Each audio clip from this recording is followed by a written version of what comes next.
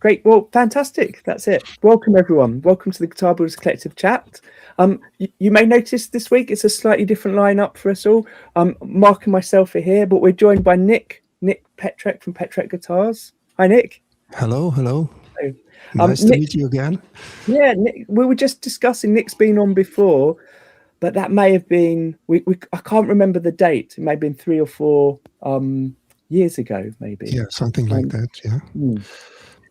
For those of you that haven't been here before, at the moment, the Guitar Builders Collective chat is very simply a live stream that we do each week, and it's very informal. So Mark and myself are normally here, but we have guitar builders from around the world joining us either live on the screen or in the chat. Alan's in the chat. Hi, Alan. Alan's often on the screen with us as well.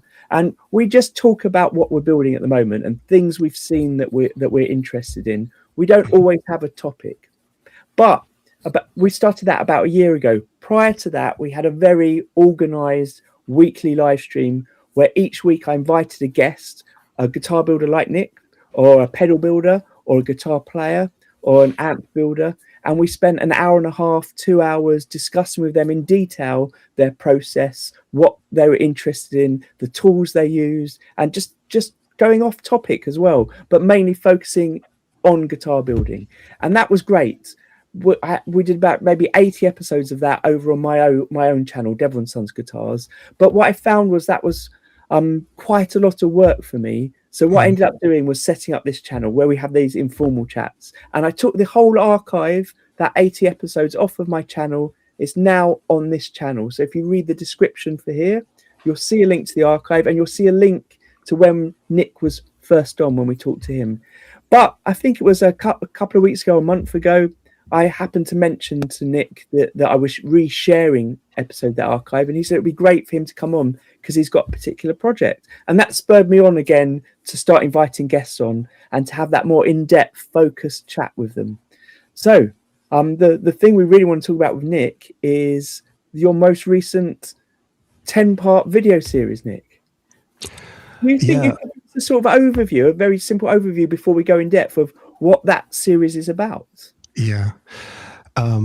Actually, I can bring it together in like 3 sentences. I have built an electric guitar without using any electricity on 50 different locations over Europe, actually in the nature. I haven't built nothing into a room. It was always in the wild, like you said in the introduction. So a quite... I think, unique project that I have planned for a long, long time. And last year I have the opportunity to make this happen. It took me about 10 weeks. And I was traveling about 5,000 kilometers. I don't know what is that in miles exactly. And it was not just a very traditional electric guitar build. It was also a very... impressive experience for myself doing this because I'm an educated luthier. I have worked in the industry. I work as a repairman for 30 years now, and doing such a basic elementary guitar build was also challenging for me with all the knowledge and all the experience that I have. But it's still like every day surprises pop up and you have to deal with that. And and because I want to share this experience with the world outside, I usually represent on my YouTube channel repair and restoration videos on guitars and basses. You can watch a lot of them. Actually, I'm about 90 extended YouTube videos that I've made all over the years now. But this was really special, and I have made a documentary that I call Building an Electric Guitar Without Electricity. And all of you can watch that for free on my YouTube channel, if you like. I put the link in the description to both your YouTube channel and the playlist with all 10 episodes. Yeah, I have a playlist. This would be great, yeah. But actually, just before we talk about that, I will mention, because you alluded to it, we won't go right now, unless it just comes up naturally, into all your history of how you trained as a luthier. But that Yeah. was fascinating. That's in that other interview we had with you. But Yeah. I will say that I first came across you through, it might have even been Instagram, the reels on Instagram, and Yeah. they are those little short reels which then link to your videos. Just have so many good tips on how to repair and how to do Oh, things. thank you. Thank you But, for saying that. but I noticed in the comments for this series as well, just Yeah. watching you build, as watching people build often is, it's an education of learning things. I did mention to some people in advance, I put up some posts saying, we've got you on, you built a guitar without any electricity, and someone says, oh, I hope he still had electricity for the lights in his room. And I was like, no, it is out, no electricity, it is actually Yeah. outside.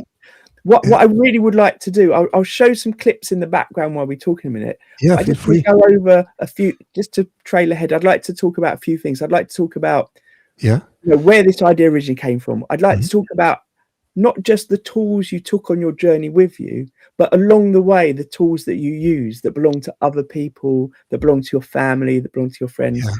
about all the locations you went to, and just really what that experience was like. But I guess the first thing is, what made you think of doing a build where you were going to challenge yourself so much that you're going to 50 different places and traveling so much? What was the impetus for it?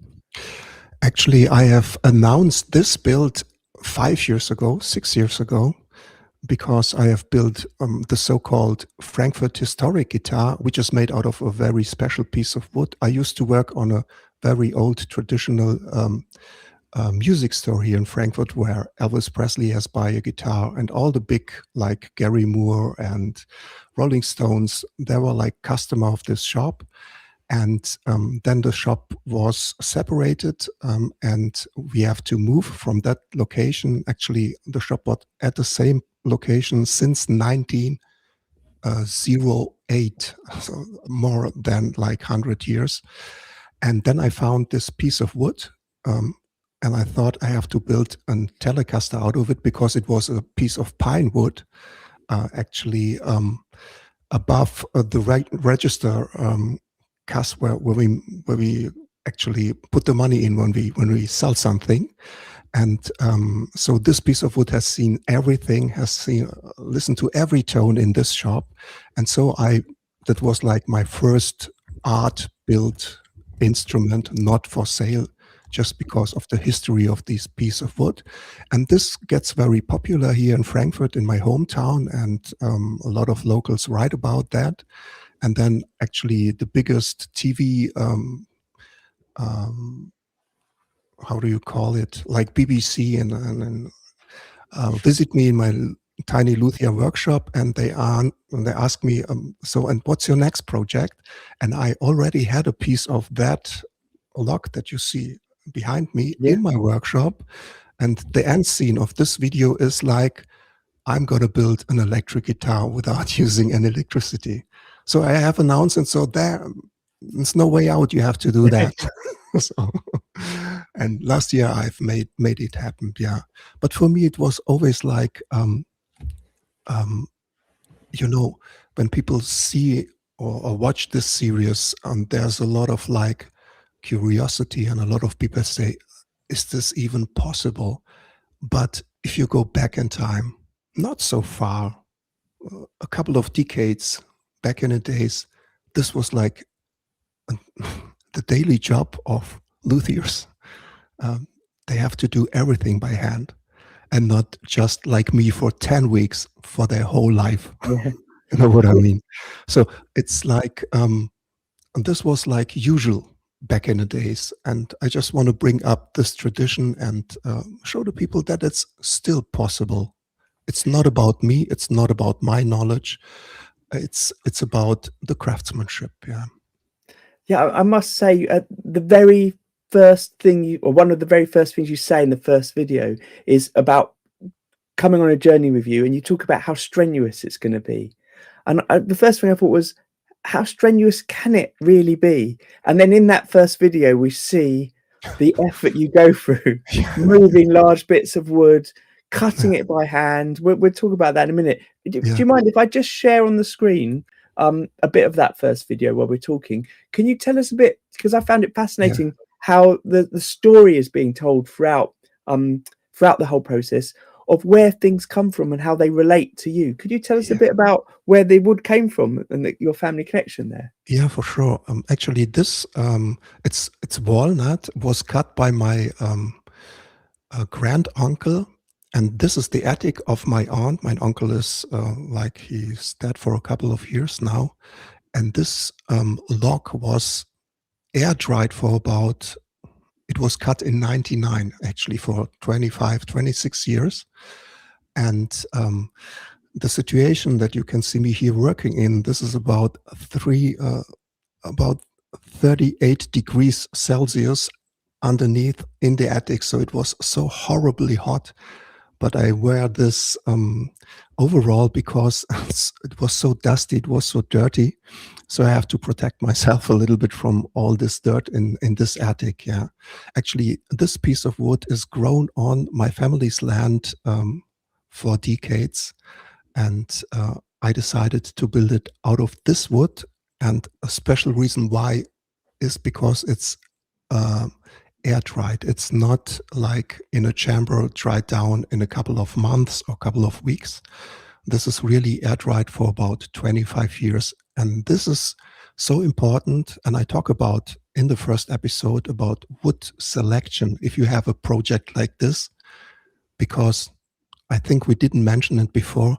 I will build this guitar out of one piece of wood. I don't use any glue for nothing. It is one piece, the fretboard, the neck, and the body. One piece. This is also quite unique, I think. Mm. And what I found fascinating is just back to those stories, the fact that it is from your family, not Yeah, just a piece of wood that was from your uncle's store, but that was from your family home that or yeah, family land that had been there for so long. And then there's things like this that I remember you mentioning. Is this a workbench that belonged to a friend's family that had been in their yeah. family? On the left, you can see this house. Actually, it's very greenish, but this is the house of my grandfather. And the workbench was gifted to me from my good friend Oliver Schiebner.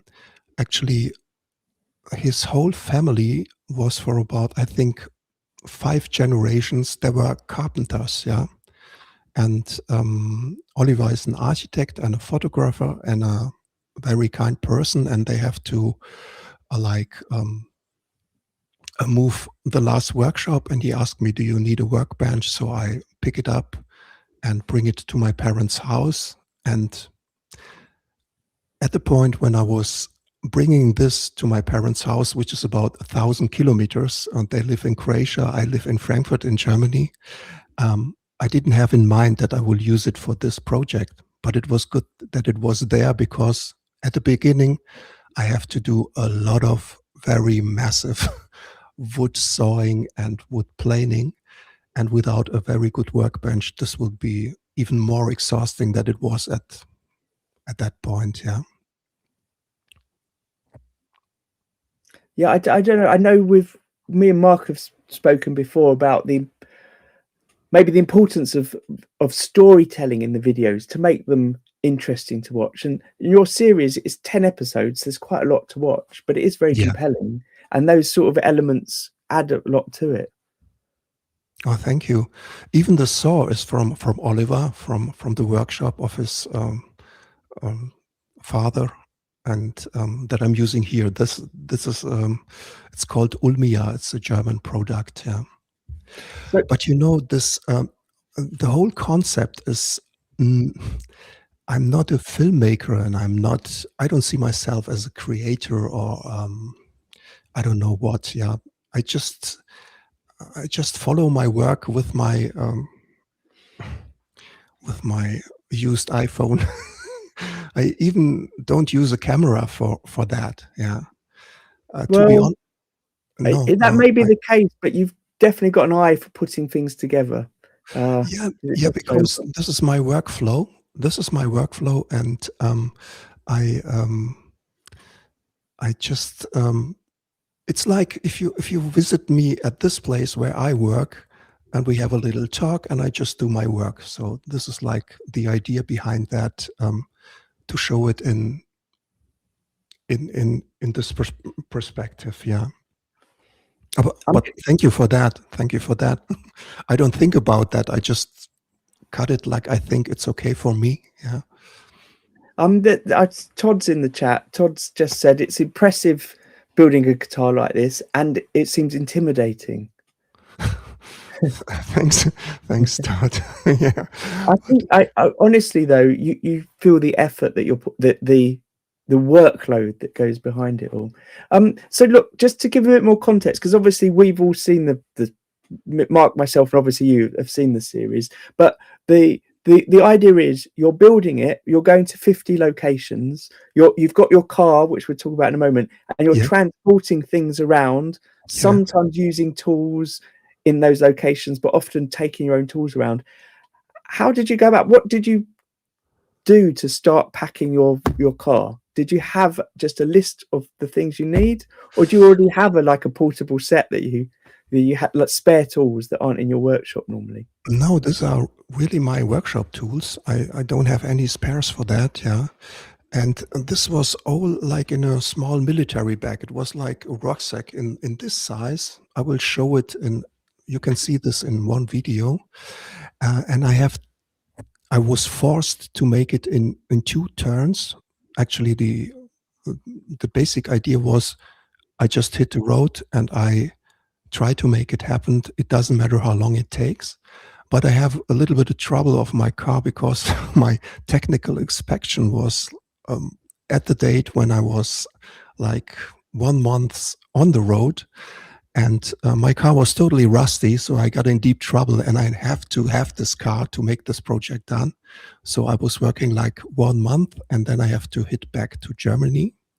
And there were 2, I have to say, masters in welding in Croatia who fixed my car. Because in Germany, it's hard to find people who will even take this sort of car that I'm driving to repair it. And these guys made a fantastic job, but I have to go back to Germany to get my certification that my technical inspection is okay and I can drive with this car. Otherwise, you get in trouble with insurance. Yeah. And so I have to travel back to Germany. And then I was working in the garden in front of my new workshop for a couple of days. And then I hit back to Croatia. And a lot of tools that I have packed for I will say for the first part of this project, I even haven't used them. Yeah. Maybe I would say about 20%, I didn't touch them. Yeah. I would just, I have like 2 huge saws, the one that you have seen in this video, and another one where you can make more these curves of the bodies easier. It was like a Japanese cut saw, yeah. And otherwise, I was using stones for planning the wood. And then I get to this mobile workbench, which was really great. My neighbor gifted it to me. You can fold up this workbench, and then it's quite easy to transport. Yeah, and I was working for about, I think, 6 weeks with this workbench, which was sometimes very annoying, and you get for sure back pain if you have something like that. Yeah. And this is where I work at the river in Bavaria, near the Luther school where I was educated. Yeah. And this was also, some places I have selected before because they were kind of important for me to make a bit of the project actually at the place where I was educated in Mittenwald. And a couple of other places I just discovered by accident and just worked there for sometimes 1 day, sometimes for 2 or 3 days. Yeah. So could you tell us about a few more of the locations? Because what I like is this bench just appearing in different places. At one point, it's on a load of rocks. It just looks like it's going to fall Oh, over. this was really dangerous. I'm not a guy who's frightened from stuff like that, but these rocks, you have like holes that go for meters down here, and you will see this. I think it's in the 9th episode, and it was not a trouble that maybe I will fall down in such small canyon. My worries were if I lose a tool, an important tool, I will never get it out of that. And it's not like the next hardware store or the next UMAC shop is just Yeah. around the corner. I was like in the wilderness, yeah. And this was at the Adriatic Sea on the top of the mountain. It's called Velebit, yeah. And you see me wearing a hat because it was really hot. And I was always like, everything depends on the weather situation and on the nature, yeah. So you can't force it. Sometimes I have to wait because it was raining. Sometimes I have to skip stuff because it was too hot to work, yeah. As an Yes, example, I sorry, remember you saying that you had to get up sometimes early in the morning, yeah, work before breakfast, yeah, because yeah, you only yeah, work to a yeah. certain time before it's too hot. Like the beginning of the build at my parents' house, where I have like do this incredible sewing job. It was so hot, and we have a kind of mosquito problem. I would call it mosquito problem.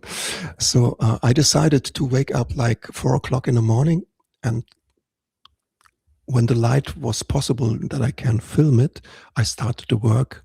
And actually, this was like about 5 or 5:30 in the morning till like 9. Yeah. And then the mosquitoes show up and I go into bed and have breakfast, something like that. Yeah. But this was nothing that I have calculated before this journey or before this travel. This was the situation at the place, and you have to adapt because you want to make this happen. Yeah. Yeah, Oh, the location is incredible. Did you say this was the oldest church in Croatia? yeah, yeah. This is the oldest church at the peninsula Istria. That's actually in the north of Croatia. And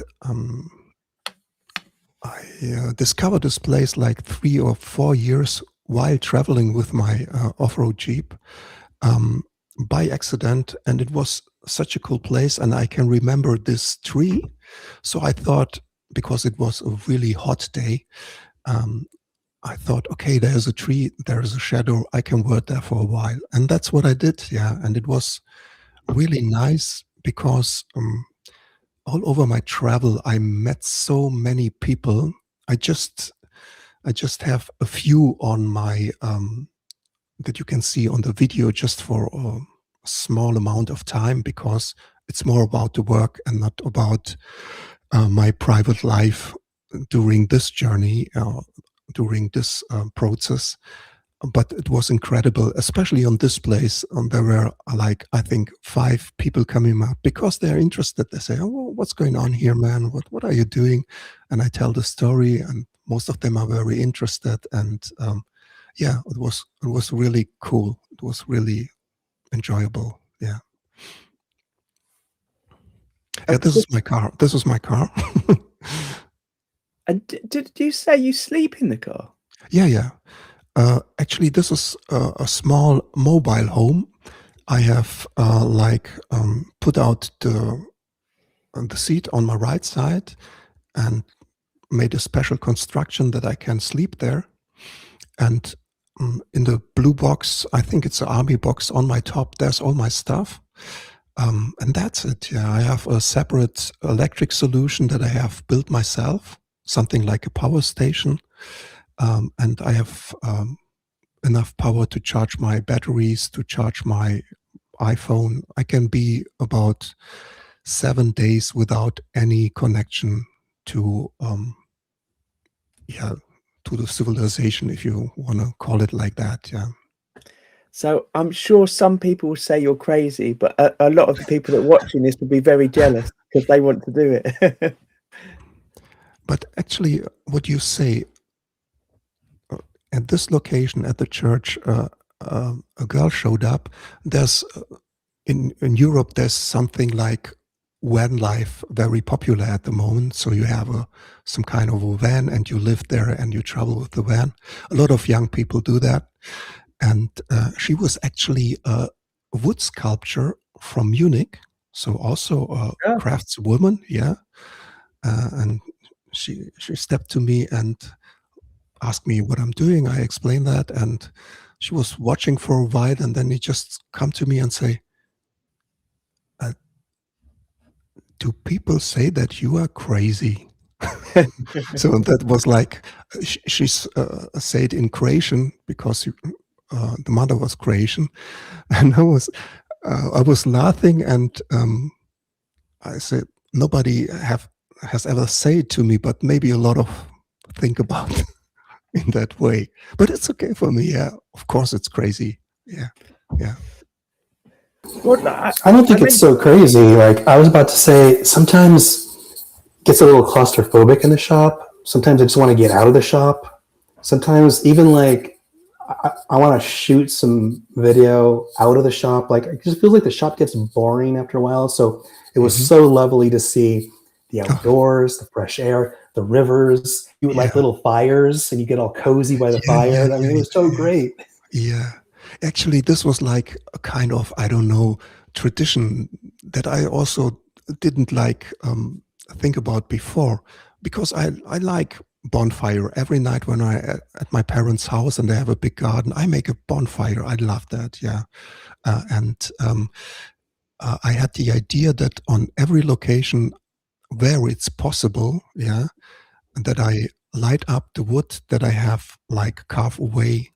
I collect the wood that I have like a plane and carve away from this log of wood in a small army box. And on every location, when I leave the location, I made a small fire. Yeah, it's nothing about religion. It's nothing about nothing. It's just like a inner feeling. I have to say thank you to the place that I have the opportunity to work on this beautiful place. And this is like a gift from myself. I don't know. That was like a tradition. It becomes a tradition. Yeah.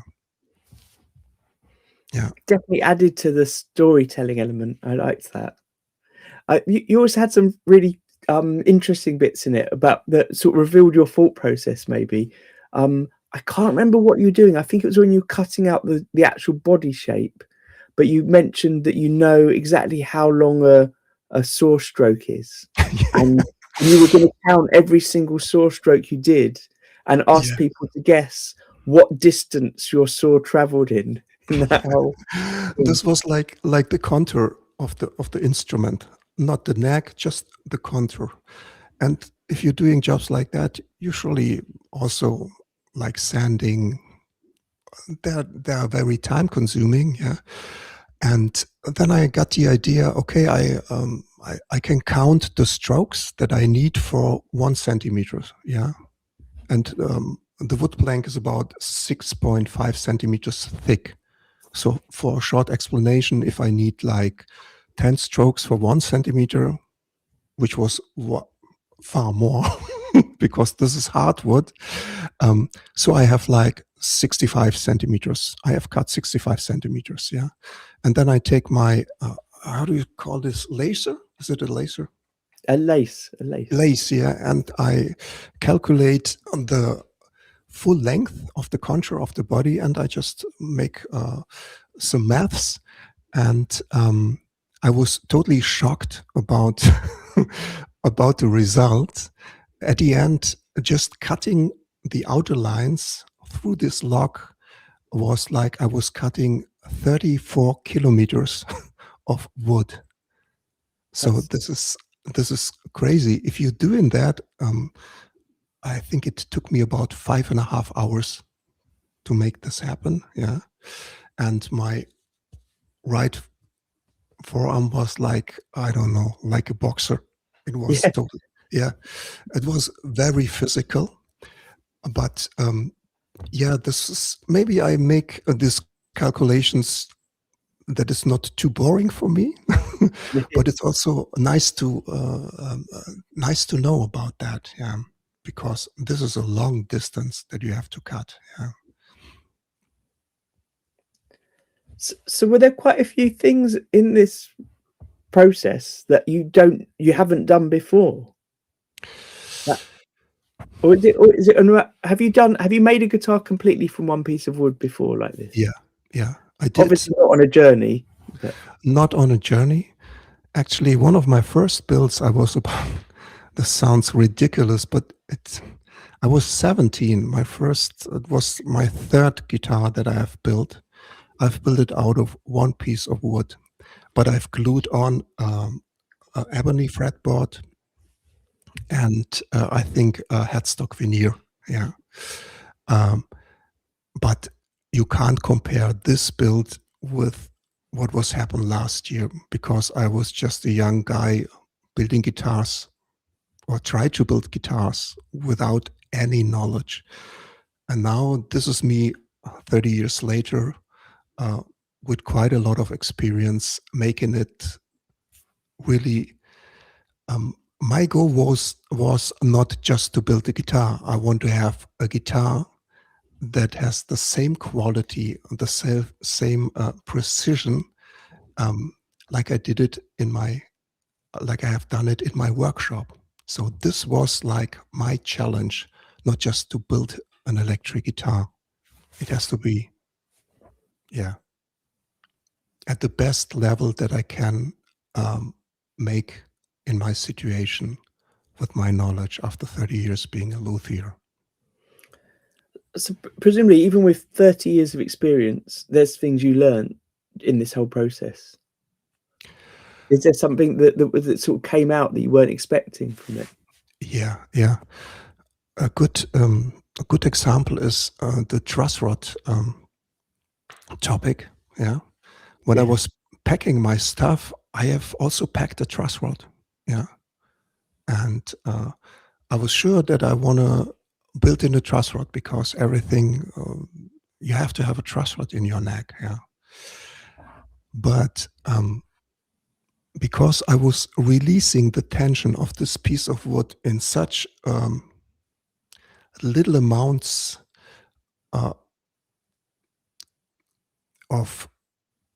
in such a huge amount of time, that I can look at the wood, how it behaves after one cut, after the next cut. And I also cut not just once. I prefer to cut it once on the left side, the other one on the right side. And then I look at the neck. Is it still straight? Does it bend in any direction? How does it behave? So, and the more this guitar gets in the final shape, the more I get confident that I have chosen the right piece of wood. And actually the whole, I have it here, I can show it to you later. And the whole portion of the neck is like quarter sawn. And this is very important. If you want to have stability, it's not about beauty or stuff. My goal was to have a static, perfect working instrument that doesn't bend in this direction or in this direction. Yeah. So therefore you have to look that you have a quarter sawn neck. Yeah. It's much easier than if you have a flat sawn or just something like 44 degrees. And my dad is an architect. Yeah. And I always like in between visit my parents, work there for a couple of days. And then she, this was a great day. This was a great day. And then my dad show up and look at the neck, and she just look at me and say, I don't think that you need a truss rod.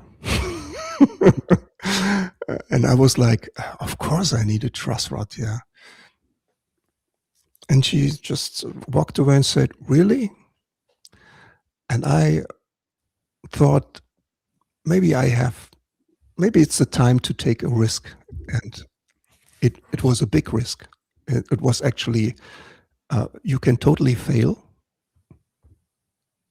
if you're not integrating a truss rod, or you can make it happen and make it work without truss rods. And it's important to say, maybe a lot of people out there don't know that back in the days, a lot of instruments were built without a truss rod. I think Martins were built till the 70s, 80s without a truss rod because they have a very good wood. And so this was something that was for me a bit of a challenging and also a little bit of a step into another world. Get out of this, it has to be secure. Take a risk, you know. I don't, and even don't know if it pay out or it will end in a disaster. Yeah, but I've taken the risk and everything works fine, and the neck is perfectly straight. But to get it in this position, you have to pre-curve it before you put the frets in. So it's actually totally overbowed. I have sanded and planed like totally overbowed to when you get the string tension on, that it gets straight. This is, of course, a kind of a gamble, but out of my experience, it works very fine. Oh, this is the scene with the rocks and the holes in the rocks. Yeah. Oh, and there's your car in the back. So it must have been. So if you haven't done that before, how did you know that you were doing the right amount of bowing? I know that because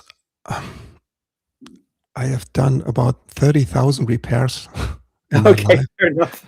And I can every time when I adjust the truss rod, I have like a feel in my hand how the neck is flexing. It's not about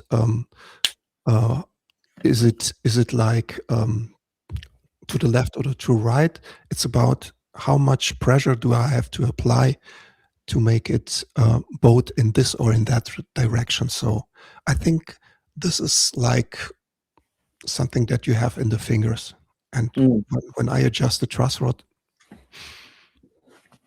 it's like I really know how the wood behave. It's not because it's me. It's just because if you're working 30 years on instruments, you have to get this experience.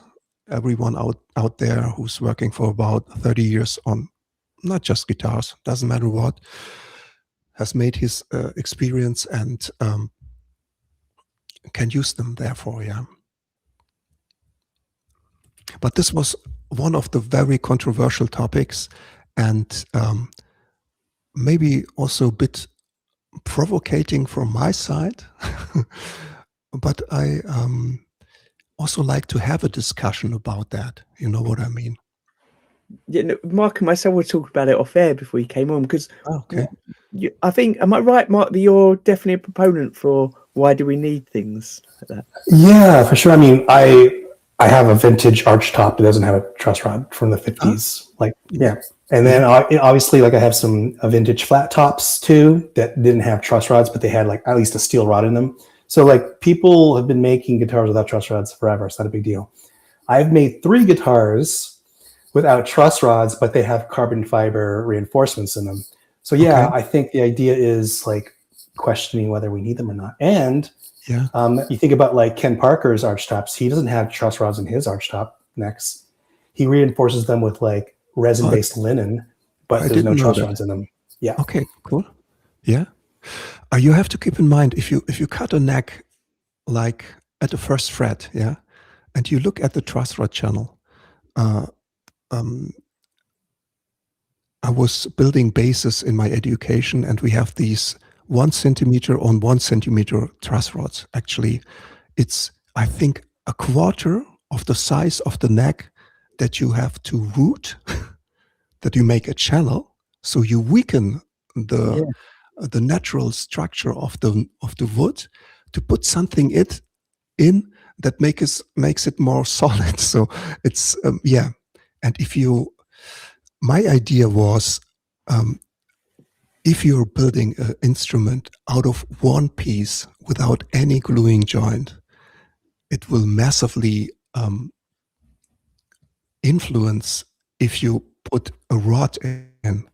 You know, if you're plugging in a string and the waves are going to start the way through the wood, and it's just a piece of metal or piece of carbon fiber. It won't be a consequent build if I have built in a truss rod. I get in the same situation with the cavity for the electronics. Yeah, I was just standing there and just want to make the cavities from the electronic of the back of the instrument, and I was shocked. I can't do that. This is a piece of wood growing for I don't know 80 years, and now you make a hole in this piece of wood. So I decided to not integrate the potentiometers into the instrument. I just drill a hole. The word just is not the right one, because this was horrible, drilling this 40 centimeters hole through the whole instrument. This was an experience. And I just and this is the last step that I have to do on this instrument. I just wire it up on a stereo jack, and I will go out in an old Morley where I can have a right switch on the left side, and then on the left side for the other pickup, and a volume pedal, and that's it. So you control the controls with your feet. Just to be consequent, just to take away the wood that is needed, yeah, and to keep it as a piece of natural grown wood as much as possible. Yeah, that was the idea behind that. But this was also in the process of building. I haven't think about that before. That is awesome. I'm glad you did that. I've done something similar with the stereo jack, where instead of installing the battery in the guitar, you put the battery on the floor, and the stereo jack still powers it, right? So you don't have to route out a big cavity for the battery, right? Also cool. And people don't also realize that if you take your pickup route and go just a little bit deeper, there's plenty of space underneath your pickup route to put a bunch of wires and whatever you need as well. So really, there's no need for a cavity if you really think about it. Yeah. And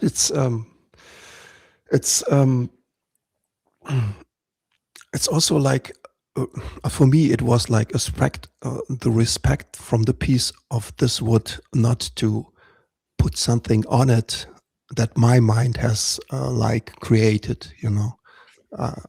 In a kind of way, I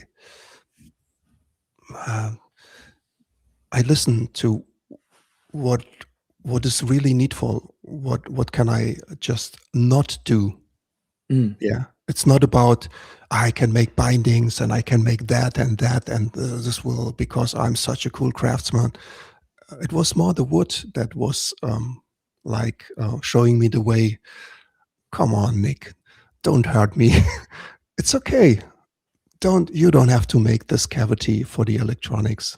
Think about it a couple of days. You will get a good idea to solve this problem. And that's the way it was. Yeah. I don't want to show the finished guitar. People can go and watch that. But what I will do is I won't play it. I'll just show a quick still so you can see how beautiful that wood is at the back. And it does. Yeah. It makes sense why you wouldn't want to be cutting bits of that out. I just want to mention something. Someone was talking to me the other day about my design process. And it occurred to me when you were just talking then, to ask about yours, because clearly you showed earlier on in one of the episodes a Strat that you had built and how this was following some of the contours and shapes of that. But you've also just said that you didn't know you weren't going to route out the cavity. You didn't know you weren't going to put a truss rod in at the moment. Is that how you normally work when you're working with a guitar? You have an idea of what it's going to look like, but whilst you're building, things change?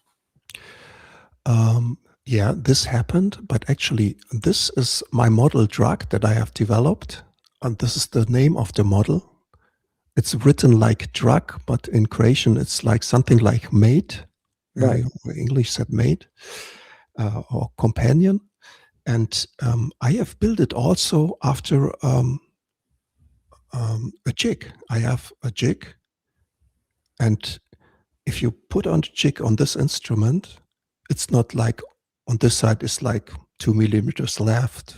Here's 2 millimeters. Is exactly built after the jig. Yeah, and this was quasi the challenge for myself.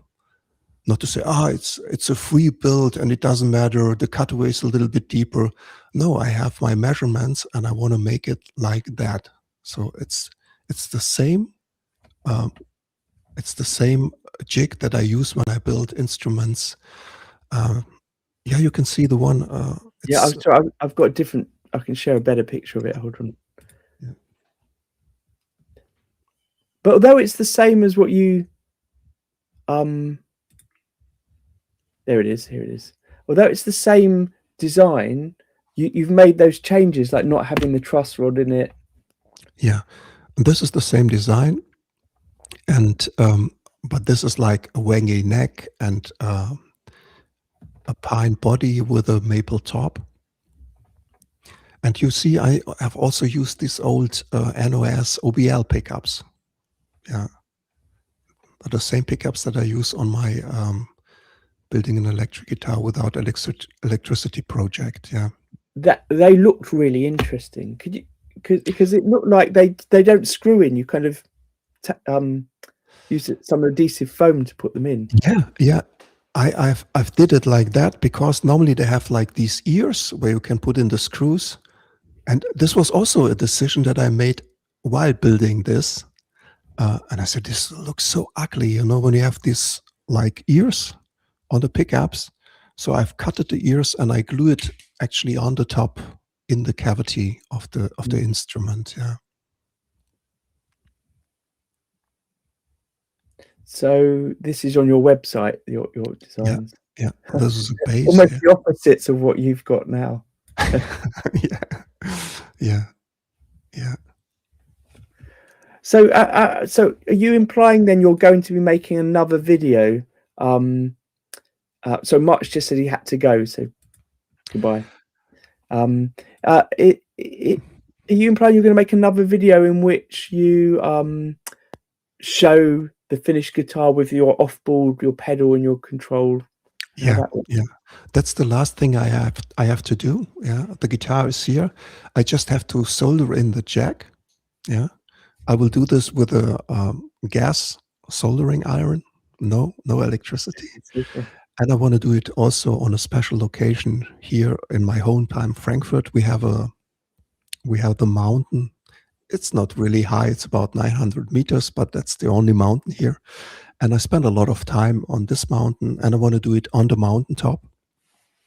But the weather situation is still not so that I can make it, maybe in a couple of weeks. And then my idea is that I make a sound check video, because so many people ask me, how does it sound? How does it sound? And it's also interesting for me because I haven't heard it play electric since I have built it. Yeah. I'm excited to see that. And this will be actually the last one. Yeah. And then it's finished. Yeah. Mick's just joined us in the chat and he said he was really enjoyed the series. Thanks. So what happens now? If you have you just, obviously the series is up, have you just finished it all, or did this all happen a few months ago when you did the journey? I have finished the guitar on October the 3rd last year. Yeah, right. The guitar was finished. So did you just go back to your normal working in your workshop life? Yeah, or do you need to be outside again? Yeah, this was quite a financial disaster for me because I haven't generated any income for about 10 weeks, and I'm a self-employee. I don't have any people working for me. I do everything myself. And when I come back, I have to do a lot of repairs to get in the balance that I can be a kind of relaxed financially. And this was going on for a couple of months. Yeah. But I also have this, I wanted to bring the documentary on YouTube, and I haven't calculated so much time. It took me 150 hours to make the post edit of the documentary. So I invested 250 hours in the build of this instrument, which is less than I have expected. I have to say honestly, but to cut all these episodes and bring all the voiceovers at the correct place, it took me about 150 hours. Yeah. And this was like night sessions while working in my workshop to earn money. And then I had like the ambition to make it like every week, every Friday, every week, the next episode.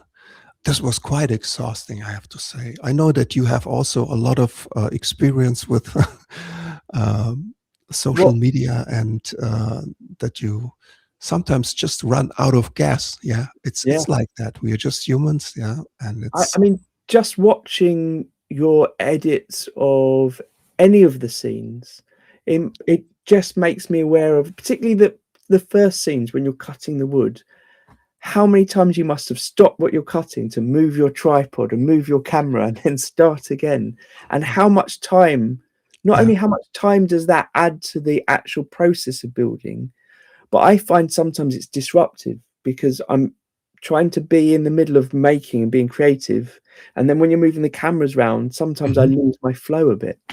And there's so much of that you've got so much editing and cutting that tells the story well, but must add to the whole complication and process time of building. Yeah. Actually, I was like trained from my videos in the workshop, from my repair videos. So this was nothing new to me. When I don't record every repair in my workshop, just special ones. Oh, sorry. What?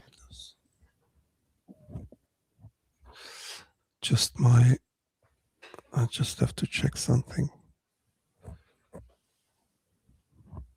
Just repeat while Nick's doing that I put the links below in the video to Nick's YouTube channel, the playlist Nick has of the 10 videos, soon to be 11 it sounds like, of the whole build, and also to the last time Nick was on. Thanks.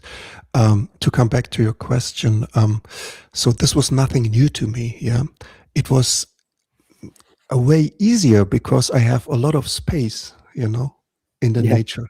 Yeah. In the attic, this was just like one day, but it was kind of cool because I always, I can bring the camera like 10 meters away from me, and it looks like that, or the shot at the hills with the mountains.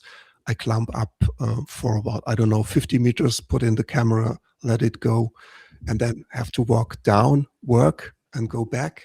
Of course, this is time consuming, but it was not such annoying or stressful for me. Yeah. Okay.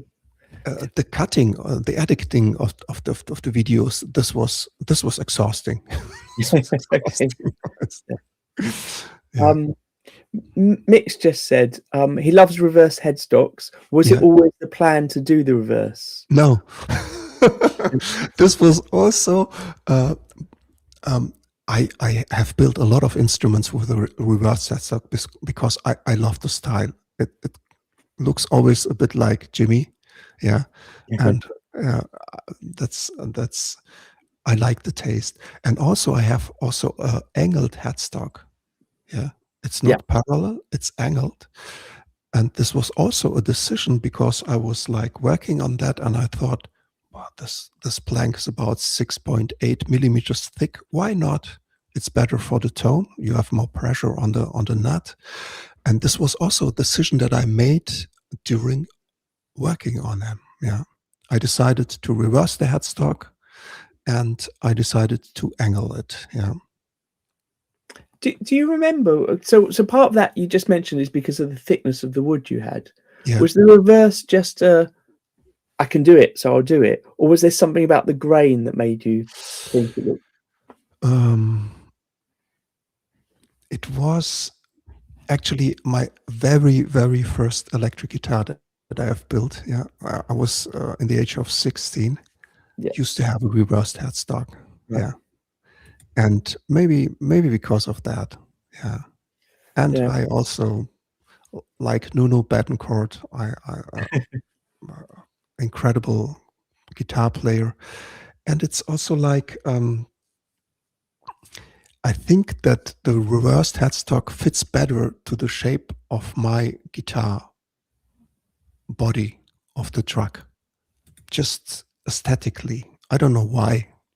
It looks more familiar to me. Yeah. Right. Oh, because the image we just shared of that drug guitar doesn't have a reverse. No, this one. No, actually, this is the first track with a reversed. Oh, okay. Yeah. Oh, will it be the last? Will there be more? With the reversed headstock? Yeah. Maybe, I don't know. Future will show. Nick, it's been brilliant having you on.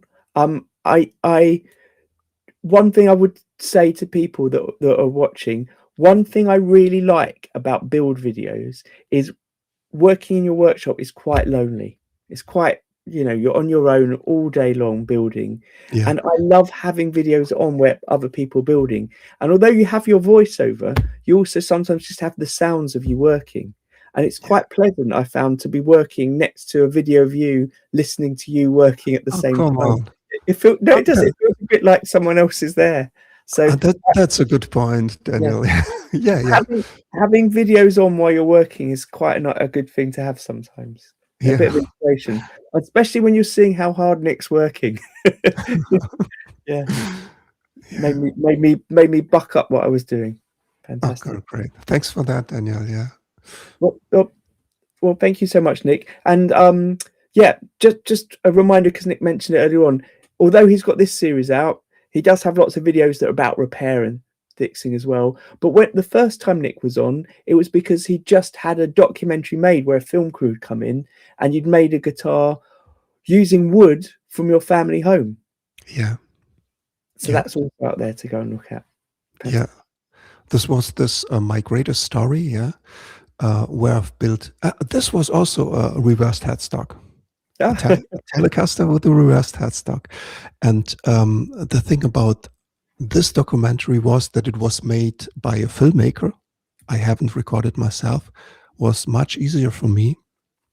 And it's also more professional looking, I think.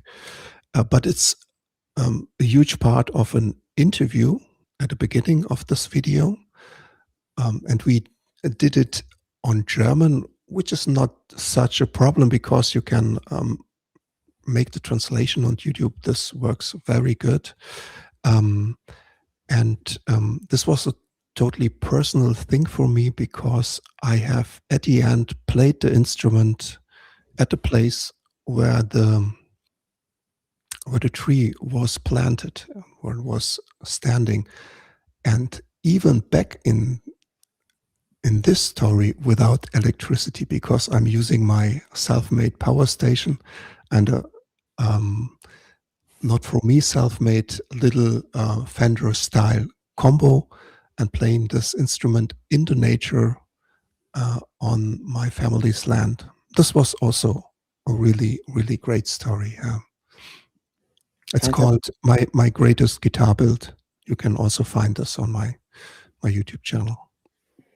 Great. Well, thank you again, Nick. Thank you for everyone that's watching and anyone that's new here as well, and anyone in the chat. If you're watching in the future, leave a comment and let us know how you came across this. That'd be great to hear. Don't forget to go and follow Nick. You can follow us and go and look at the archive, because as well as Nick being there, there's loads of other builders we've had from around the world. Maybe they'll find someone there that's interesting to you in another way.